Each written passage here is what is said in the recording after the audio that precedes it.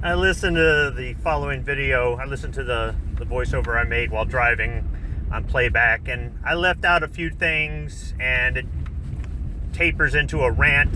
And there's a few things that I say that maybe I'm not being very clear because I'm ranting. So take it for what it's worth.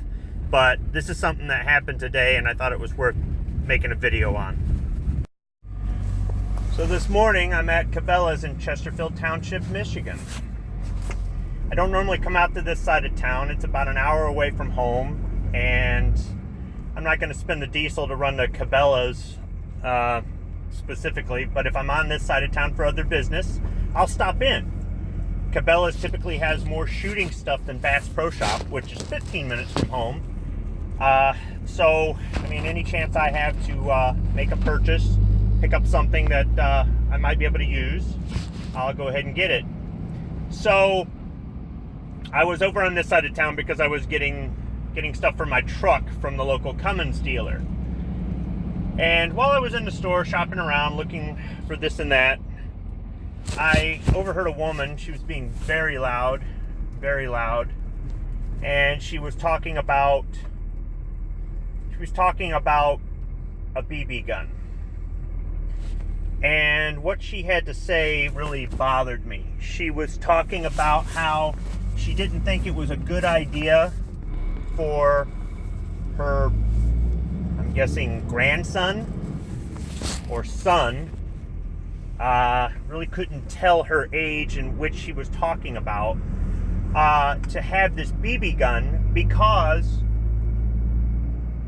it's a killer's weapon. It's not a hunting weapon. It looks like it could shoot up a high school. This is a BB gun. She goes, that's a BB gun? The husband, or I'm guessing it was a husband, he looked like he was pretty much getting browbeaten by her, said, yeah, that's a BB gun. She goes, that doesn't look like a BB gun. That looks like a killer's gun. And she was very loud, very vocal. I mean, the store's not that crowded this morning. It's a Monday morning. But still, it's the whole, I mean, have some composure, I guess. I think she was trying to draw attention to herself. You could tell that she was uninformed about guns. She was an anti-gunner.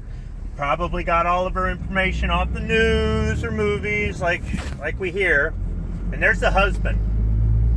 He's not necessarily pleading with her, but he's not saying, hey, look, you know, this is for our son or our grandson. This isn't about, I mean, he really just, he didn't stand up for himself or for the person who the gift was for. He also didn't stand up for our rights, our freedoms. And I understand some people have that sort of a marriage. And I'll just say this much about it. It's not healthy one way or the other.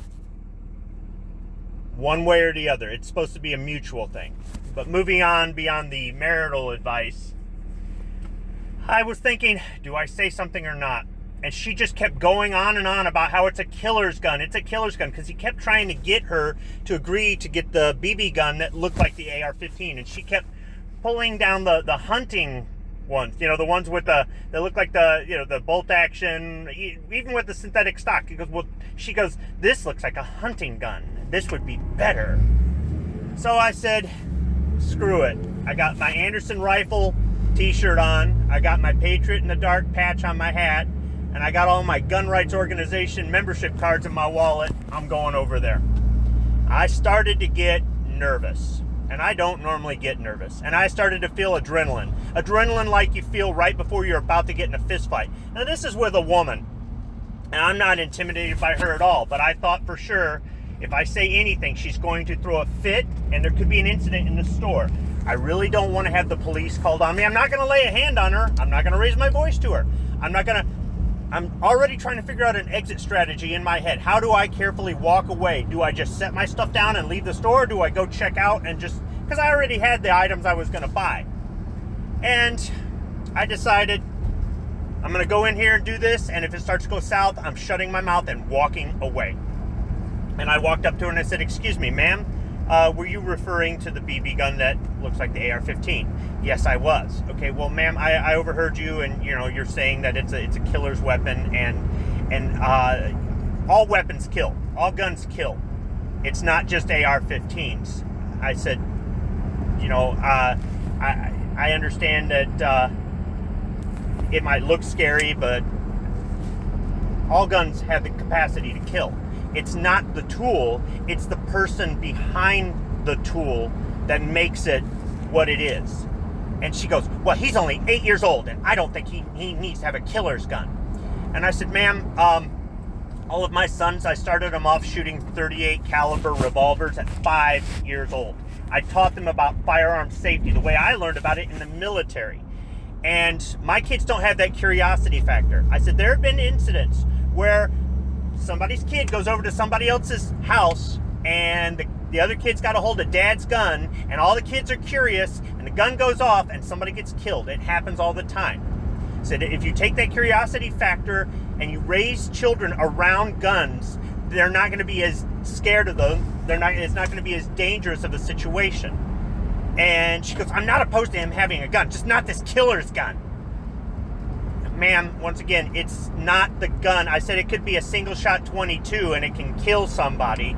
I said my kids know that anything that is used improperly, illegally, with intent, it's the intent of the person behind it. They know, and my children are not killers. My wife and I and my children, we're not villains. We're not criminals. And I really don't appreciate you labeling everybody who owns one of these as a criminal. I really don't appreciate that at all. I said, in the military, we trained on the M16, which is the military version of this rifle. And I said, it's a very good platform to learn on because we had lots of people who had never handled a gun before in their life.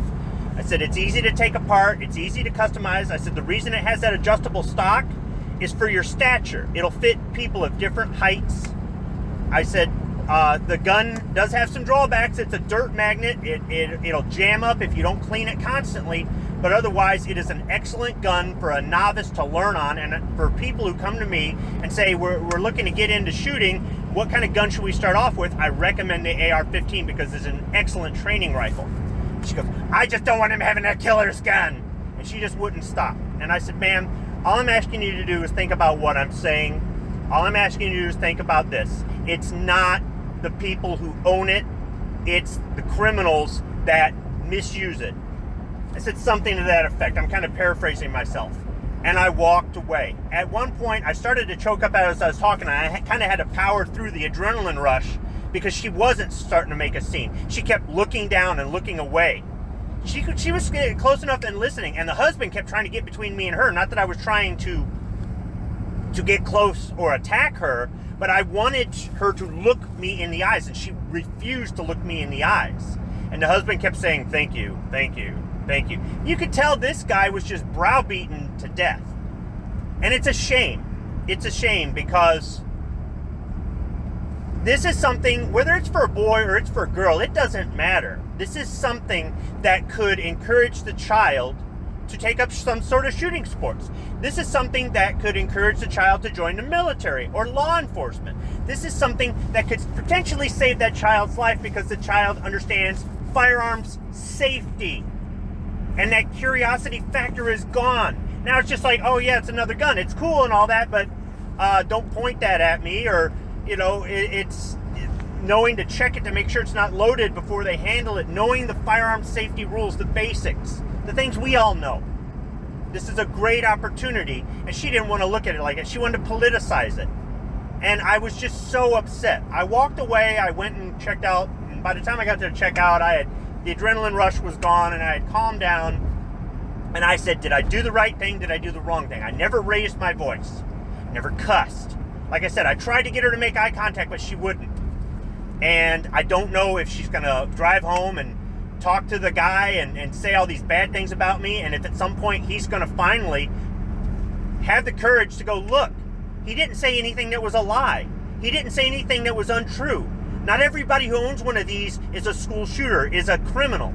I don't know if the man will do that. I don't know if I gave them some food for thought. I don't think I made the situation worse. But I can understand it's very difficult to approach these people. First off, these things don't happen very often. It doesn't happen, except for maybe at a family event. I can tell you it's not a good idea at a family event. I have had that backfire so much. I'm not saying it's impossible, but the situation, you've got to have it, all the conditions just right.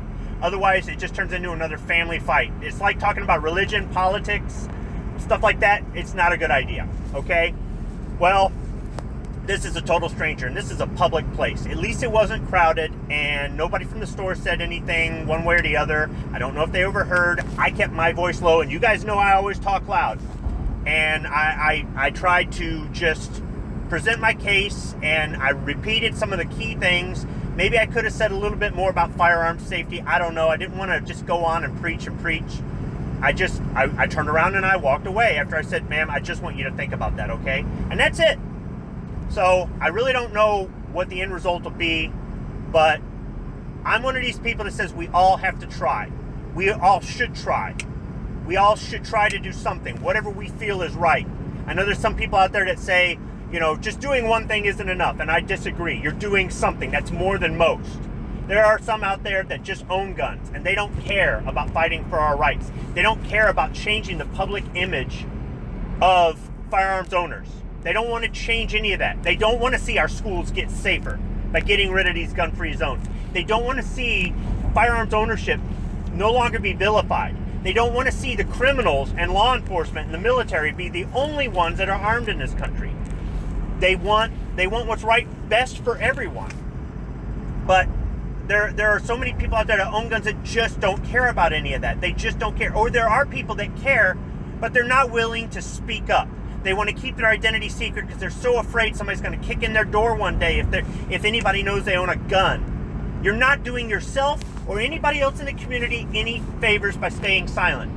I don't care if you just join one gun rights organization, you just send emails, you just go to rallies, you just take new people to the range, you just have that conversation. You just have something that you do that says, hey, I'm pro-Second Amendment, I own guns, and I'm not a criminal, I'm not a villain, and the people I associate with aren't. There's ways to do it. And I'm not saying any one way is the right way. There's just so many ways. But for those of you out there who don't care, one day you will when they take it all away. And for those of you out there who care, but you're afraid, you're part of the reason you lose more and more of your rights. You've got to be brave. You've got to stand up. You've got to take risks. And you've got to make it known that we've been a silent majority too long. Let's be a vocal majority.